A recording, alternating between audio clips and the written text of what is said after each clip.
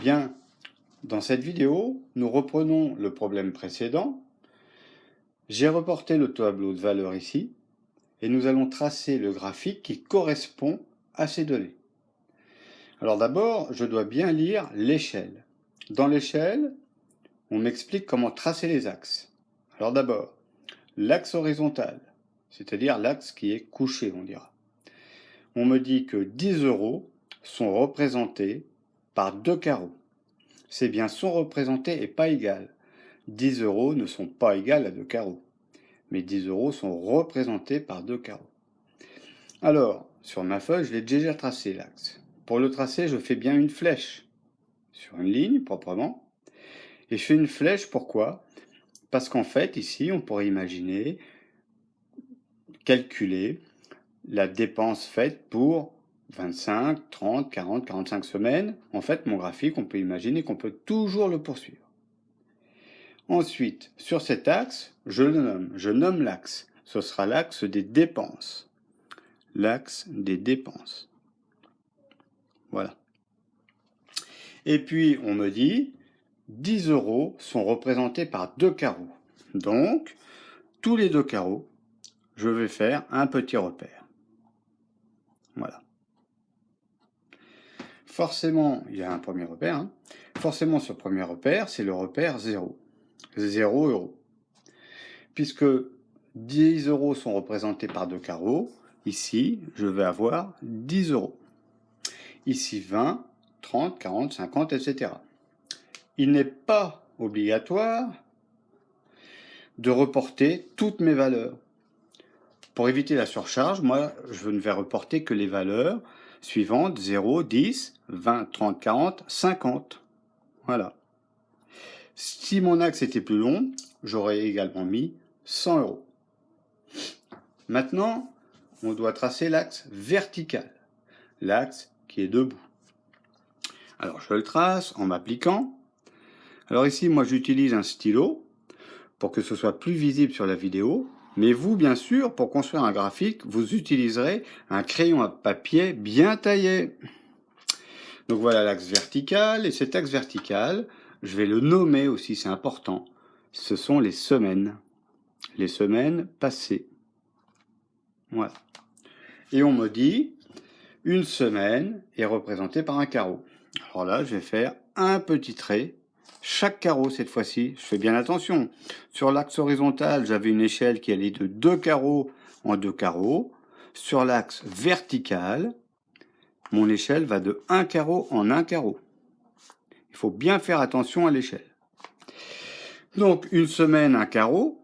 Une semaine, un carreau. Ici, je suis bien aussi à 0 semaine. 2 semaines, 3 semaines, 4 semaines, 5 semaines. Je vais marquer le 5.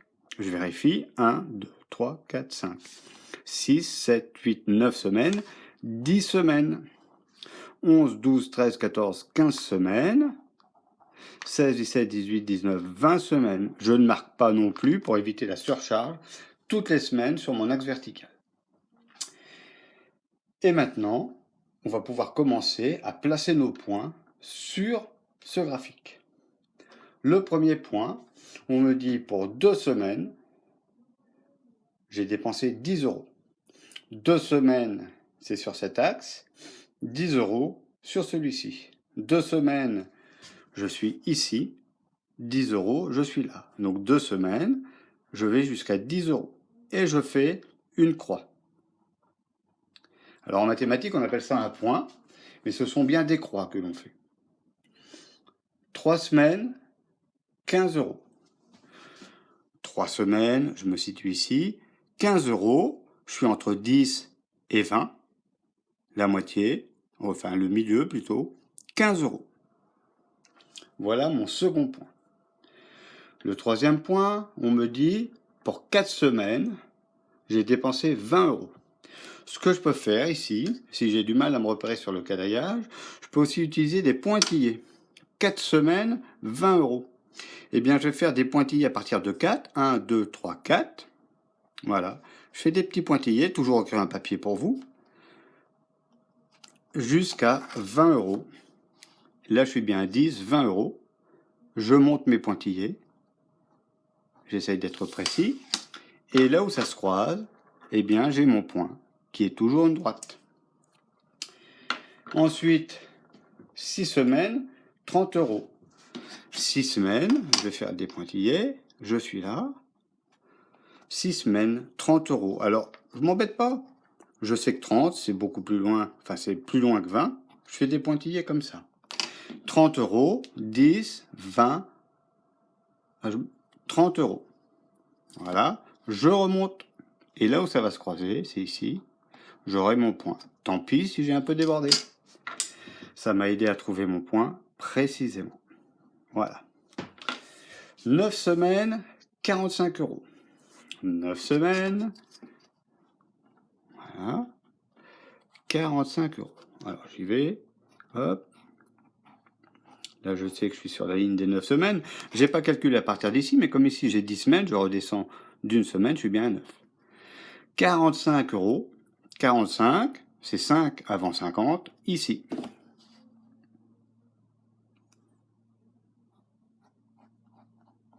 Voilà. Voilà mon point. Et ainsi de suite. 20 semaines, je me situe à 100 euros. Alors, 20 semaines.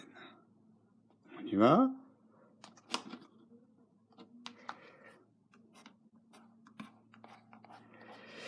Et on voit qu'ici, sur mon graphique, 100 euros, je ne l'ai pas. Parce que ma feuille n'est pas assez longue. 50, 60, 70, 80, ça sort du cadre. Ce n'est pas grave. J'ai déjà plein de points. Ça va me suffire pour faire mon graphique. Tant pis. Ici, je ne pourrai pas mettre les points 20 semaines et 25 semaines. Alors maintenant, je vais relier les points. Et puisque c'est une situation de proportionnalité, si je ne me suis pas trompé dans mes calculs lorsque j'ai dressé le tableau, je remarque que tous mes points doivent être alignés selon une droite. Voilà. Et cette droite, regardez, alors je la trace. Alors surtout, je ne m'arrête pas au point. Je trace le plus long possible. Je sors même du cadre, sans problème. Puisque c'est une droite, elle n'est pas limitée par des points. Donc, je ne m'arrête pas au dernier point que j'ai placé sur le graphique. Je vais bien plus loin. Je montre que je peux toujours continuer le calcul. Je peux toujours continuer la situation, puisque c'est une situation de proportionnalité. Et ici, je m'aperçois bien que mes points sont alignés selon une droite, et important, une droite qui passe par 0. Ce sont les deux caractéristiques de la situation de proportionnalité. On obtient une droite, ça c'est très important, qui passe par le point 0. Très important à retenir. C'est ce qui nous prouve que c'est une situation de proportionnalité. Si un jour, je vous donne un graphique déjà tracé, si ce n'est pas une droite, ça ne peut pas être une situation de proportionnalité. Si c'est une droite mais qu'elle ne passe pas par 0, ça n'est pas non plus une situation de proportionnalité. Il faut que la droite passe par 0. Voilà. À vous de jouer maintenant.